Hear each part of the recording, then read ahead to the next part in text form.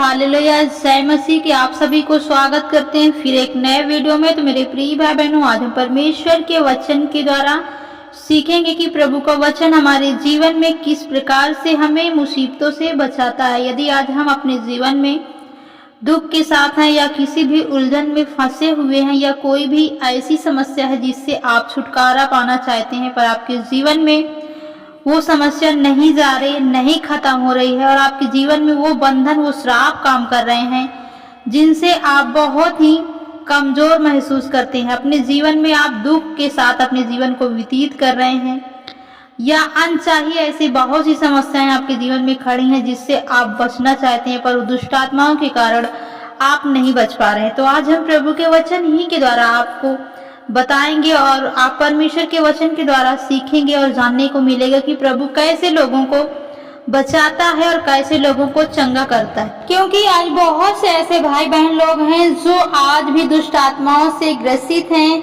आज भी उनके काम आगे नहीं बढ़ रहे हैं, आज भी उनके जीवन में वो घटी को देख रहे हैं और जहाँ तक उनका जीवन यानी जहाँ तक उनकी पहुँच है उनके जीवन में कोई भी शांति नहीं है, कोई भी उनके जीवन में खुशी नहीं है, आनंद नहीं है। तो आज जानेंगे परमेश्वर के वचन के द्वारा, जैसे मरकुस 5:5 में लिखा है, वे झील के पार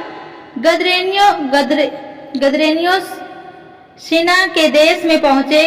जब वे नाव पर से उतरे तो तुरंत एक मनुष्य जिसमें अशुद्ध आत्मा थी कब्रों से निकलकर कब्रों से उसे मिला। किसे? यीशु मसीह को। वह कब्रों में रहा करता था और कोई उसे शकलों से भी ना बांध सकता था, क्योंकि वह बार बार बेड़ी और बार बार शकलों से बांधा गया। पर उसने शकलों को तोड़ दिया और बेड़ियों के टुकड़े टुकड़े कर दिए और कोई उसे वश में नहीं कर सकता था। वह लगातार रात दिन कब्रों में और पहाड़ों में चिल्लाता और अपने आप को पत्थरों से घायल करता। वह लगातार रात दिन कब्रों और पहाड़ों में चिल्लाता और अपने आप को पत्थरों से घायल करता। वह यीशु को दूर ही से देखकर दौड़ा, उसे प्रणाम किया। वह यीशु को दूर से देखकर दौड़ा और उसे प्रणाम किया। 7वां वचन पढ़ेंगे, और ऊंचे शब्द से चिल्लाकर कहा, हे प्रभु, परम प्रधान परमेश्वर के पुत्र, मुझे तुझसे क्या काम है। और ऊंचे शब्द से वह कहा, हे प्रभु, हे परम प्रधान परमेश्वर के पुत्र, मुझे तुझसे क्या काम।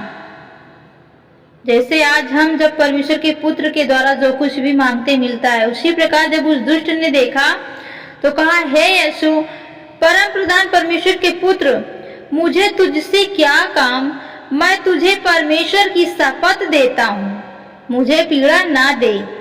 उस व्यक्ति में जो दुष्ट आत्मा समाई हुई थी उसने कहा, हे प्रभु, हे परम प्रधान परमेश्वर के पुत्र, मुझे तुझसे क्या काम। मैं तुझे परमेश्वर की शपथ देता हूँ, मुझे पीड़ा ना दे। यानी मैं तुझे परमेश्वर की कसम देता हूँ, मुझे पीड़ा ना दे।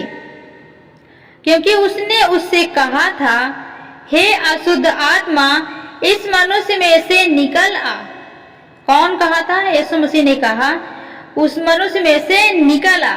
उसने उससे पूछा, तेरा क्या नाम है। यीशु मसीह ने उस मनुष्य में बैठी हुई दुष्ट आत्मा से पूछा, तेरा क्या नाम है। क्यों? उसने क्या किया? उसने कहा, मेरा नाम सेना है, क्योंकि हम बहुत हैं। उस मनुष्य में समाई हुई दुष्ट आत्मा ने कहा, मेरा नाम सेना है, क्योंकि हम बहुत हैं। 10वां पॉइंट पढ़ेंगे, और उसने उससे बहुत विनती की, हमें इस देश से बाहर ना भेज। उस मनुष्य में समाई हुई दुष्ट आत्मा ने प्रभु यीशु मसीह से विनती की कि हमें इस देश से बाहर न भेज। वहां पहाड़ों पर सूअरों का एक बड़ा झुंड चर रहा था। उन्होंने उससे विनती करके कहा, हमें उन सूअरों में भेज दे कि हम उनके बीच यानी उनके भीतर जाएं। प्रभु यीशु मसीह से उस दुष्ट आत्मा ने विनती की कि हे प्रभु, यदि तू हमें यहाँ से निकालता है तो हमें उन सूरों में जाने की आज्ञा दे, ताकि हम इस मनुष्य की शरीर को छोड़कर उस सूरों में प्रवेश कर जाएं।